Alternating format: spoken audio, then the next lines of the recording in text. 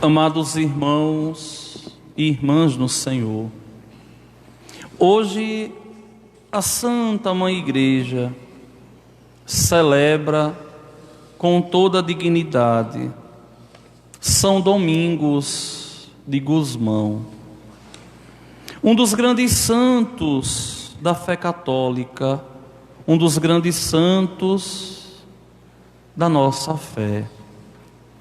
São Domingos, ele funda uma ordem de padres pregadores, de padres que tinham por carisma e objetivo pregar a palavra de Deus com a vida e também com palavras. Essa ordem dos pregadores, os frades dominicanos, eram homens que viviam de uma forma muito correta, e aquilo que pregavam era um reflexo da vida, não era aquilo que nós vemos hoje mundo afora. Faça o que eu digo, mas não faça o que eu faço. Nós, homens de Deus, pregadores da palavra de Deus, temos a obrigação de extirpar do nosso meio essa máxima popularesca de valia nenhuma. Não podemos de modo algum dizer: escute o que eu estou dizendo, mas não faça o que eu faço. Não. É preciso que o homem de Deus, que o pregador da palavra, seja coerente com a palavra anunciada, e aquilo que ele prega, seja ele primeiro a viver, seja ele o primeiro a crer, seja ele o primeiro, assim, a propagar com a vida. Olhe, meus irmãos, que coisa incoerente. É um pregador que prega, que fala até com desenvoltura, mas não vive. Olhem que tristeza, um pregador que é incoerente, que não se enxerga como um instrumento divino, que não resguarda a sua imagem, que não se resguarda para estar em Deus. Que triste um pregador que as pessoas não dão credibilidade à sua eloquência, à sua pregação. Valha-me Deus, que a igreja fique livre de certos pregadores. Valha-me Deus, que eu possa um dia também ser assim. Essa ordem dos pregadores é uma ordem muito fascinante, que vai salvar a santidade da igreja em um período de muita dor, que vai salvar o anúncio do Evangelho no século XIII, em um momento de muita dor para a igreja, da falta de credibilidade dos pregadores. Talvez eu nunca disse isso aqui na paróquia, mas quando eu descobri as ordens religiosas, a única ordem que eu tinha vontade de ser era essa ordem dominicana, era a única que me apetecia, que eu achava muito interessante e que gostava e que me atraía, a única de todas elas. Porém, quando fui responder com o chamado ao amor de Deus, eu vi que era impossível ter sido dominicano pelo amor e pelo resguardo que eu tenho à minha família, que não poderia de modo algum ir para tão longe. Aí o que é que Deus faz? Me coloca aqui. Olha que coisa, né, engraçada na nossa vida. Corri de um jeito e Deus foi e disse: não, é assim que eu quero. A nossa vida é assim. Mas sempre admirei absurdamente, infelizmente, os padres dominicanos, eles foram mal interpretados. Vocês que são professoras, conhecem, sabem. Vocês que já estudaram também a história geral, vocês sabem que existia um tribunal chamado da Inquisição, não é? No século XVI. E vocês sabem quem eram os padres inquisidores? Os dominicanos. Eram eles, os padres responsáveis pelo Santo Ofício, que julgava os erros e que ali entregava ao Estado para ser condenado. E não é um capítulo para agora, só a título de conhecimento. Isso merecia uma aula para ser melhor explicado, para que as pessoas não se deixem levar pela história contada positivista das escolas, que distorcem, não é a realidade, mas eram eles os responsáveis por esse tribunal da Santa Inquisição. E que, por incrível que pareça, não acabou. Até hoje ele existe. E o grande expoente desse tribunal, que mudou de nome e agora é Congregação para a Doutrina da Fé, quem era? Desde 1981, antes de eu nascer, até agora, quando foi eleito o Papa no ano de 2005, o Papa Bento XVI. Ele era o responsável pela Congregação da Doutrina da Fé, que simplesmente mudou de nome, de Tribunal do Santo Ofício para a Congregação da Doutrina da Fé, mas continua ainda resguardando a fé católica, guardando a doutrina católica, para que eu possa de verdade anunciar aquilo que Deus quer, e para que vocês possam saborear com desenvoltura e com dignidade aquilo que Deus nos quer dizer. E aqui está um segredo muito grande. O pregador, ele tem que ter a honestidade de não pregar aquilo que ele acha, e a dignidade de pregar aquilo que Deus manda. É por isso que o que é bonito na Igreja Católica é que nós não conduzimos a pregação como nós queremos, mas quem dá a tônica da pregação é a igreja quando escolhe as leituras. Para quê? Para que o padre não possa sugestionar, para que o padre não possa conduzir a comunidade a seu modo, mas possa conduzir a comunidade de acordo com a vontade de Deus. Que é uma das coisas que mais me fascina, que é uma das coisas que mais me mostra a ação de Deus na Santa Igreja. E assim, anunciando o que Deus quer, nós somos de verdade instrumentos daquilo que Deus nos pede para falar. Homilia, pregação, não é lugar para recado. Homilia, pregação, não é lugar para indireta. Não é lugar para se fazer política.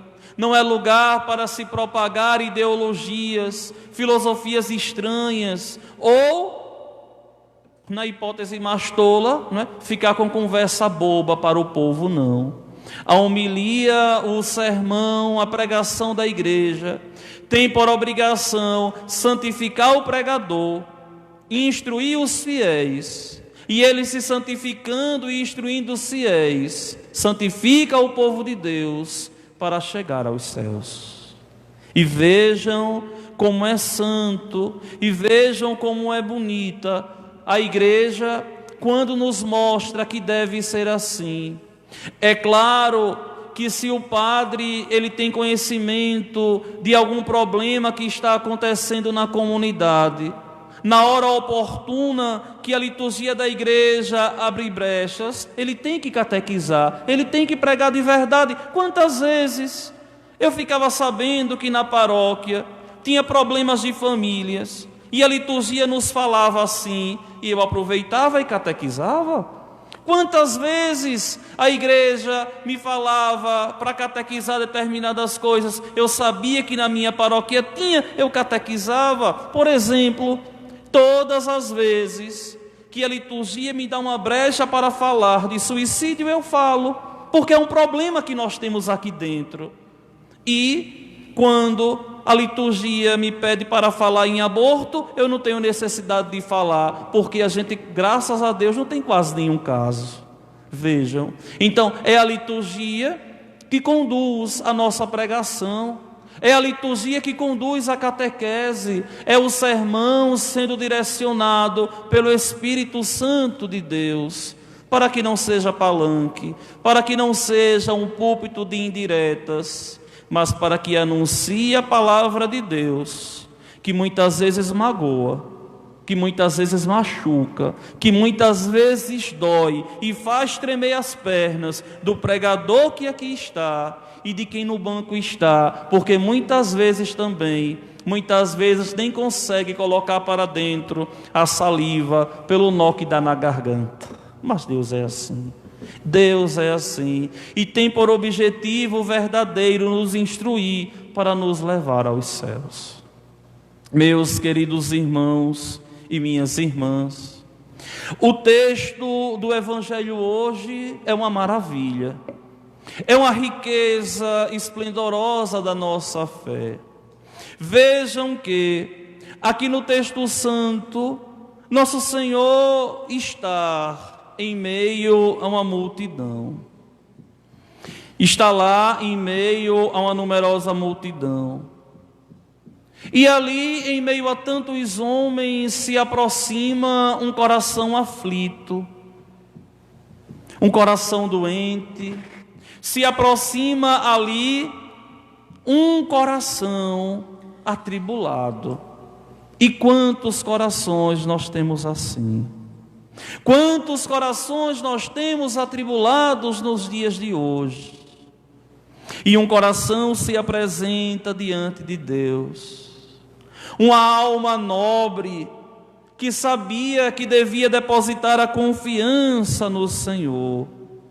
E essa alma e esse coração bondoso se aproxima de Deus.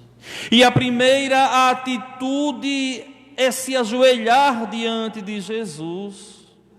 Vejam, meus irmãos, que a primeira atitude do cristão deve ser essa atitude de se ajoelhar diante de Deus, de ser humilde diante de Deus, para poder suplicar ao Senhor, o bom Deus.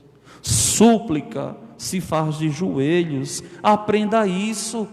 Não adianta você chorar e ser incapaz de o joelho no chão colocar. É preciso que você entenda que a forma de se rezar é de joelhos, é se humilhando, é dizendo: Senhor, eu não sou nada, mas olha a dor do meu coração. Meus irmãos, um joelho no chão dobrado faz o diabo tremer e faz o coração de Deus se inflamar de amor. Pode ser o maior pecador, mas quando se humilha diante do coração de Deus, o coração de Deus se inflama de amor, porque Deus é bom. E a atitude de estar de joelhos é dizer: Senhor, eu não sou nada, Tu és tudo. Meu Senhor, eu não sou nada, Tu és a minha vida, Tu és a minha segurança. Diante de Ti eu me humilho, e me humilho com prazer, porque Te amo. Infelizmente, muitos não aprenderam isso. E pensam que podem rezar em Deus, e podem dialogar com Deus como se fosse um diálogo de compadres, de colegas de rua. Não, é o teu Deus. Te aproxima de Deus com o coração feliz, te aproxima de Deus com o coração aberto e humilhado, e te rasgue diante dEle, para que Deus possa de verdade sanar os teus problemas.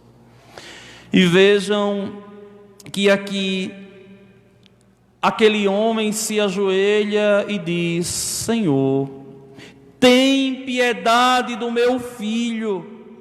Ele é epiléptico e sofre ataques tão fortes que muitas vezes cai no fogo ou na água. Padre, aqui a epilepsia é vista como algo demoníaco? Sim. Hoje nós sabemos que não. Mas nessa época, a epilepsia era uma sugestão do demônio. Tantas e tantas vezes ele se apresentou assim diante de Deus.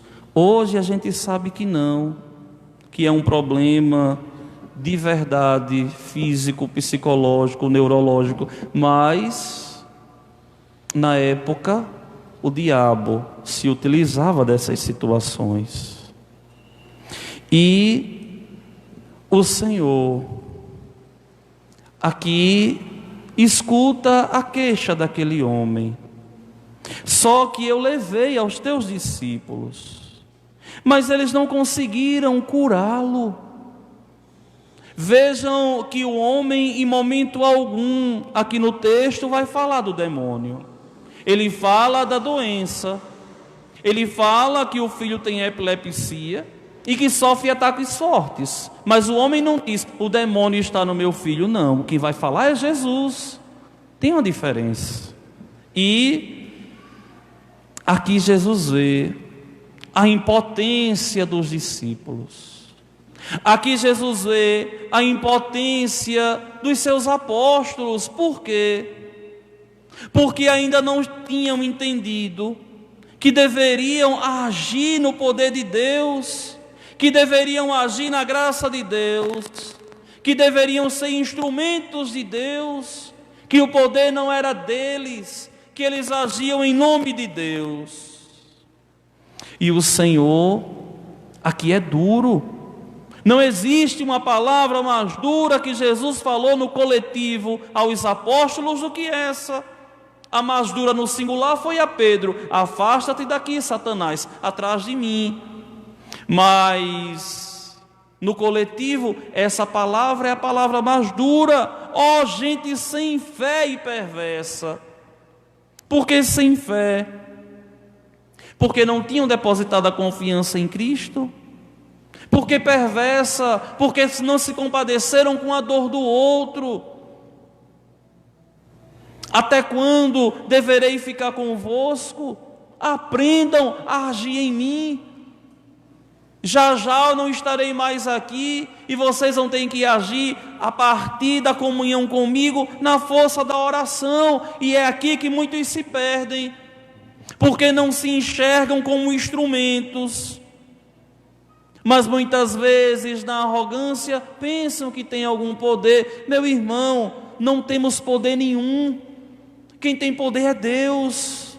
O poder pertence a Deus. O que nós fazemos é implorar a Deus. É por isso que a igreja não fica com esses espetáculos que a gente vê em igreja protestante, porque a igreja não vai dizer, fulano, eu te curo, não. A igreja vai dizer, Senhor, se for do teu agrado, cure esse homem. É diferente. A gente suplica, a gente pede, a gente implora.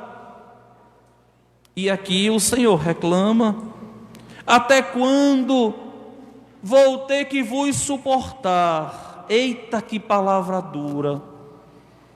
Mas, Padre, será que o Senhor não estava suportando os apóstolos? Não estava suportando a incredulidade dele. Isso aqui, minha gente, é uma coisa muito presente.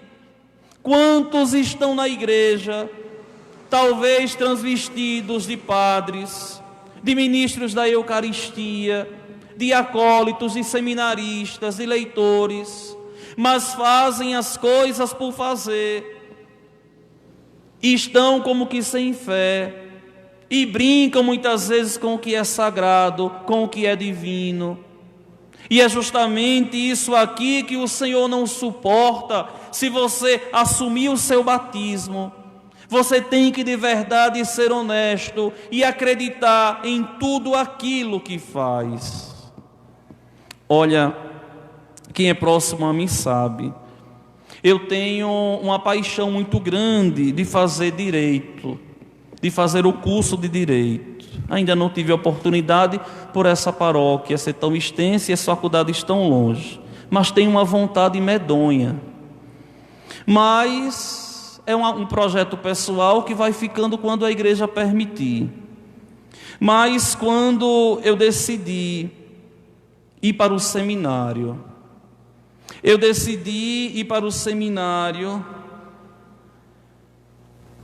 porque a igreja me fazia viver de verdade, pregar a verdade.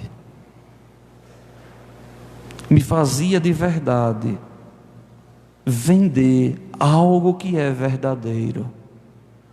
E aquilo que eu prego e aquilo que eu anuncio, eu creio totalmente, piamente, e não brinco.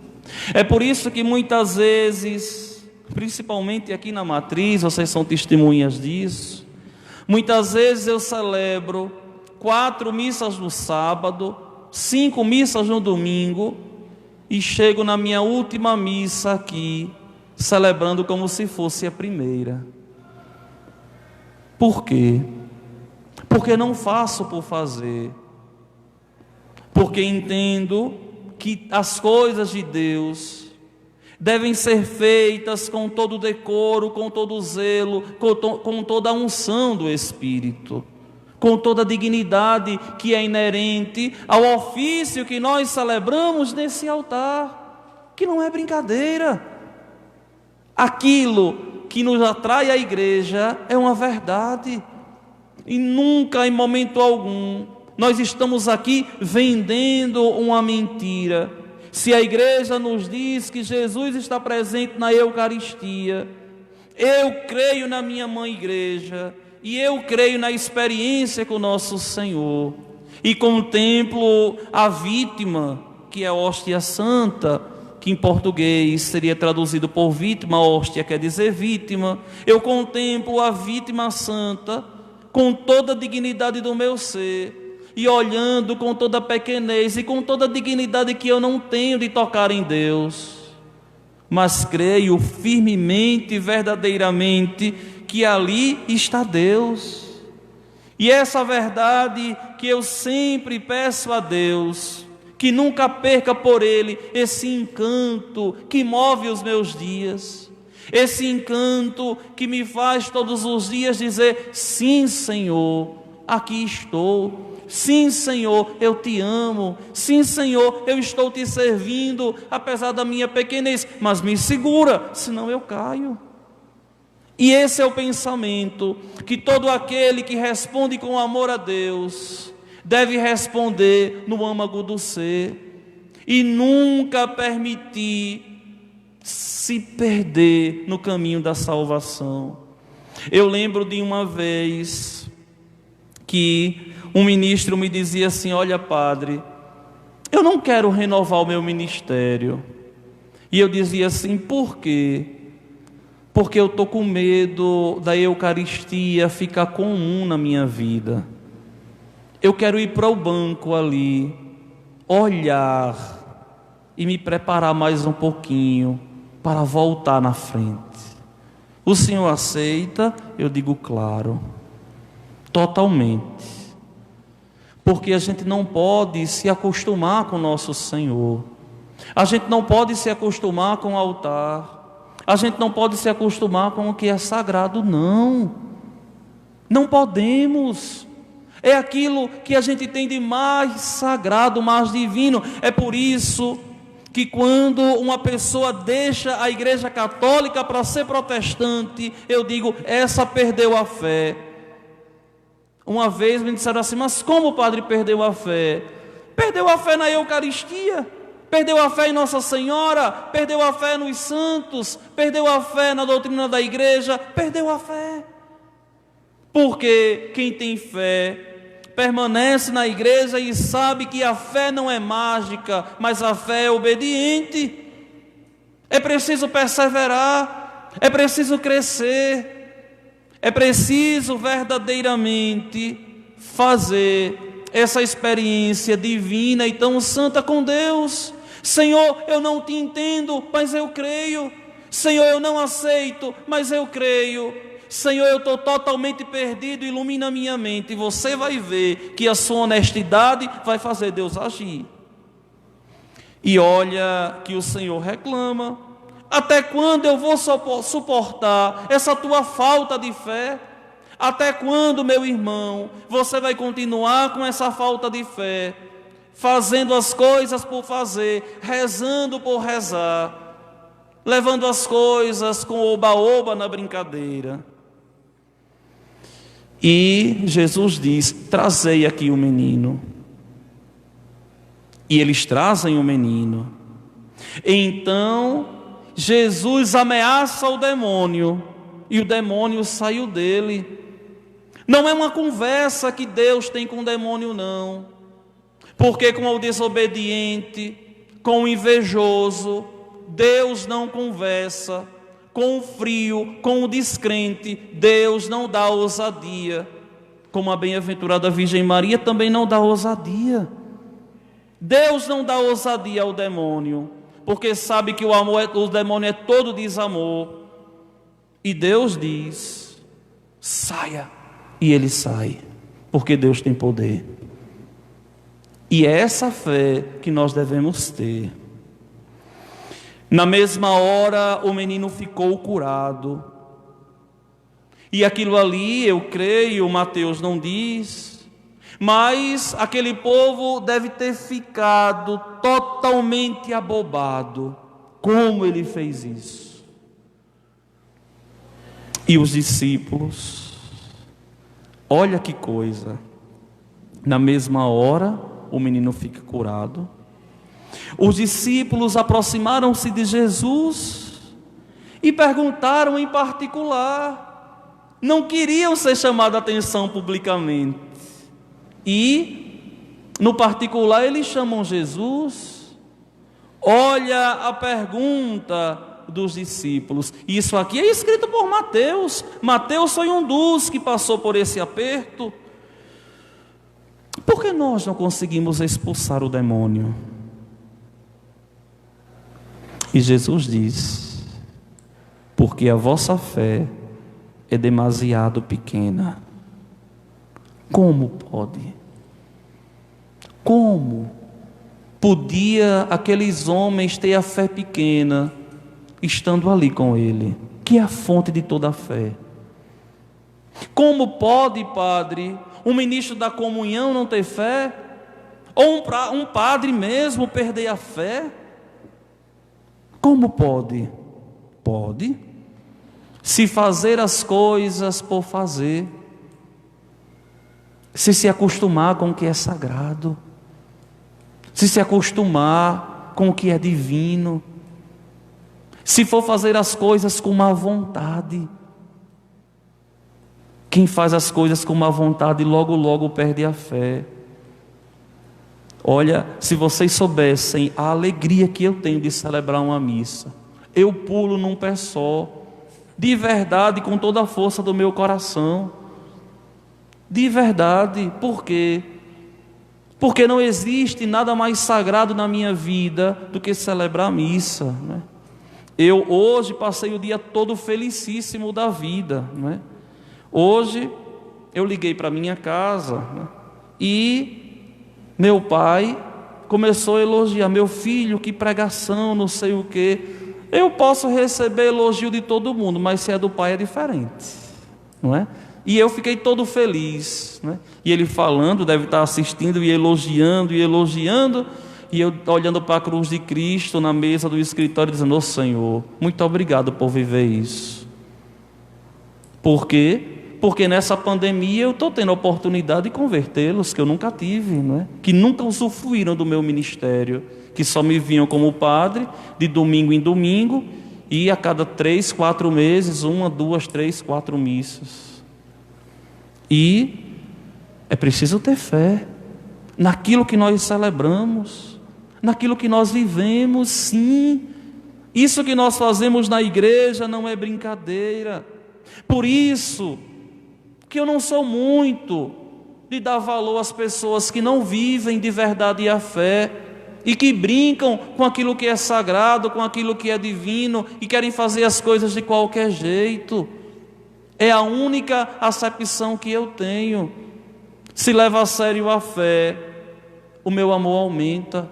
Se eu vejo que não leva a sério a fé, eu não posso dispensar tanto amor. Por quê? Porque é alguém que não entendeu ainda. É por isso que é estranho. Muitas vezes, certas amizades que não estão nesse interim. Porque amigo com amigo é amigo porque tem algo em comum. E esse algo em comum que nos faz caminhar para os céus. E aqui o texto é muito claro. Porque vossa fé é demasiado pequena. Em verdade vos digo, se vós tiverdes fé do tamanho de uma semente de mostarda, direis a esta montanha, vai daqui para lá, e ela irá. Por quê? Porque é preciso crer.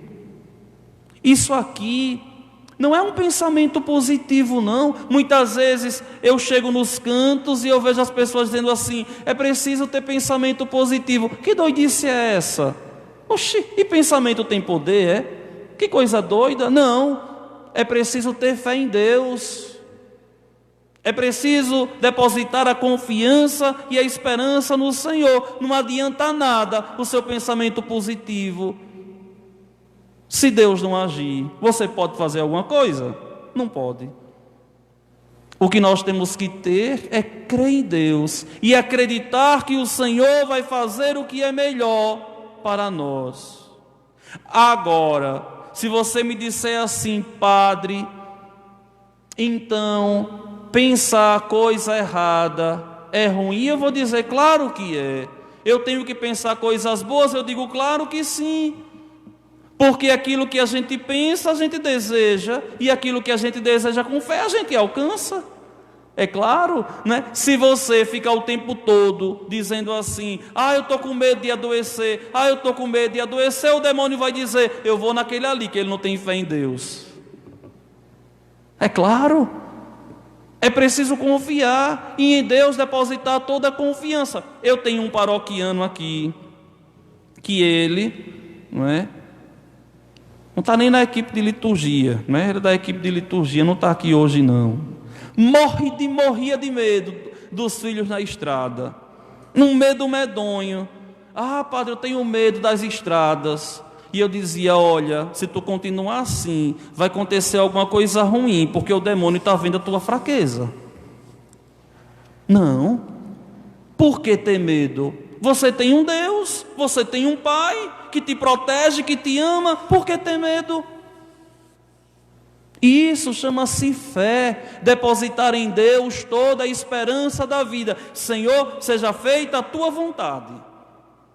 E Deus, que é bom, sabe o que é bom para nós, nos dá aquilo que é necessário para a nossa felicidade. E vejam que o final do texto é interessante, porque o Senhor diz assim: e nada vos será impossível. Parece uma contradição, mas não é. Porque nada será impossível? Porque se o homem está vivendo na graça de Deus, o homem é uma potência, quem age é Deus. Vejam que quando Isabel engravida, a resposta é muito santa, porque para Deus nada é impossível. E aqui, porque nada vos será impossível. Por que não será impossível? Porque se a gente vive em Deus, Deus age em nós. Meus queridos irmãos e minhas irmãs, vamos viver com essa consciência, que devemos depositar em Deus a confiança, que devemos colocar o nosso joelho no chão, que devemos de verdade implorar a Deus aquilo que nós necessitamos, e deixando Deus agir. Nada de pensar tolice, nada de ficar com medo, porque você tem um Pai nos céus que te ama, que te criou para a felicidade e para a salvação eterna, e não para que você sofra e seja infeliz. Se você sofre, se você é infeliz, pode ser que você não esteja vivendo com o coração aberto à graça de Deus. No sofrimento, louve a Deus. Na alegria, agradeça a Deus. E tenha consciência que do que é ruim, Deus tira coisas boas. Louvado seja nosso Senhor Jesus Cristo. Para sempre seja louvado.